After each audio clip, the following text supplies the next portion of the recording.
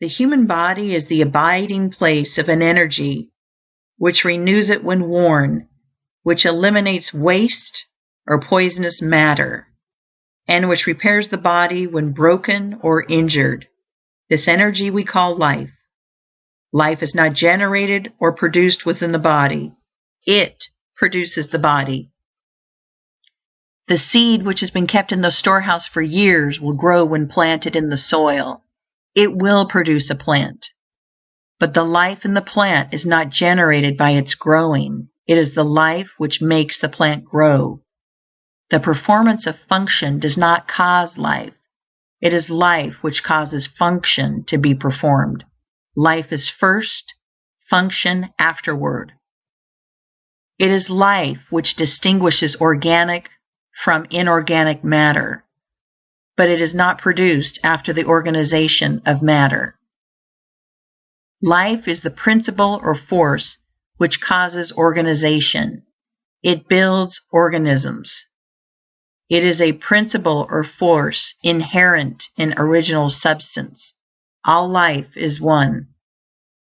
This life principle of the all is the principle of health in man, and becomes constructively active whenever man thinks in a certain way.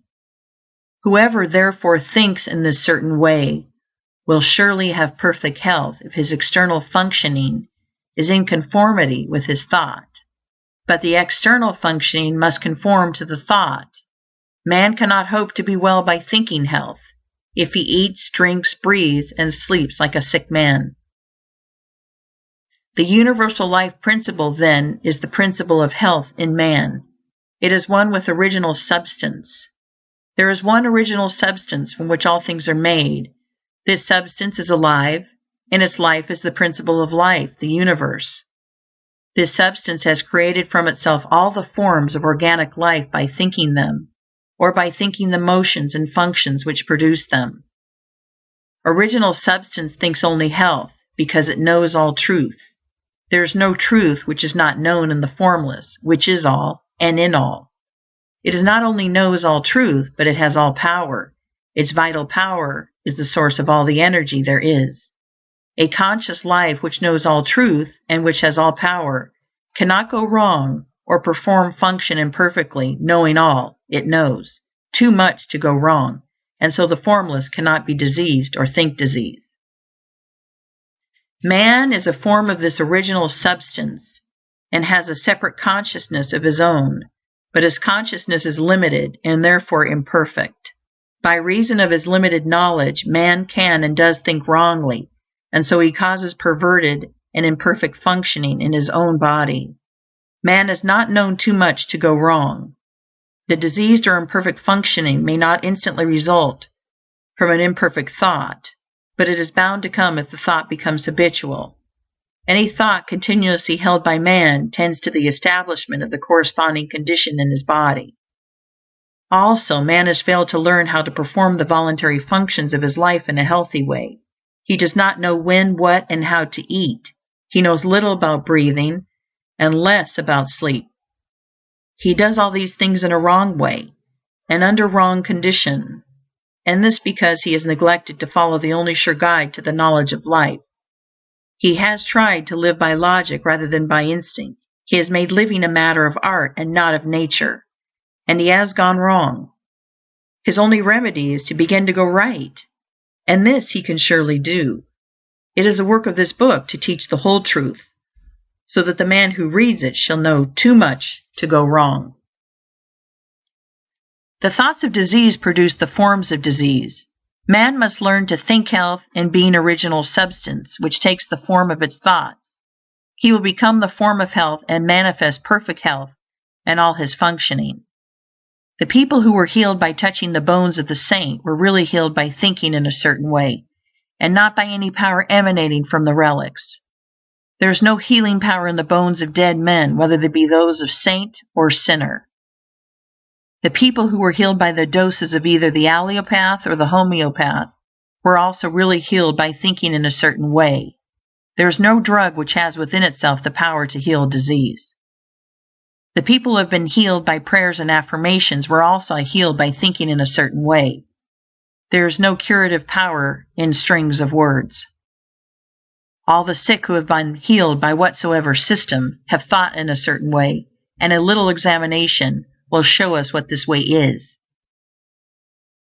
The two essentials of the way are faith and a personal application of the faith. The people who touched the saints' bones had faith, and so great was their faith that in the instant they touched the relics, they severed all mental relations with disease and mentally unified themselves with health. This change of mind was accompanied by an intense devotional feeling which penetrated to the deepest recesses of their souls, and so aroused the principle of health to powerful action. By faith they claimed that they were healed or appropriated health to themselves, and in full faith they ceased to think of themselves in connection with disease and thought of themselves only in connection with health.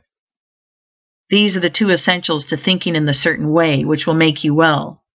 First, claim or appropriate health by faith, and second, sever all mental relations with disease and enter into mental relations with health. That which we make ourselves mentally, we become physically, and that with which we unite ourselves mentally, we become unified with physically. If your thought always relates you to disease, then your thought becomes a fixed power to cause disease within you. And if your thought always relates you to health, then your thought becomes a fixed power exerted to keep you well. In the case of the people who are healed by medicines, the result is obtained in the same way. They have, consciously or unconsciously, sufficient faith in the means used to cause them to sever mental relations with disease and enter into mental relations with health. Faith may be unconscious.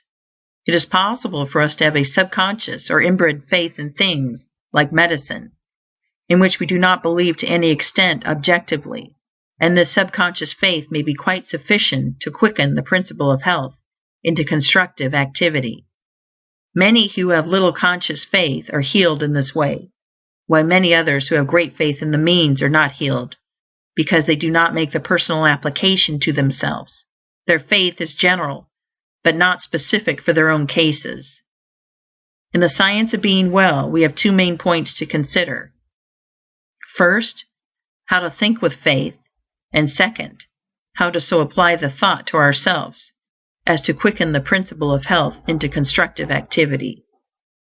We begin by learning what to think. End of Chapter 3.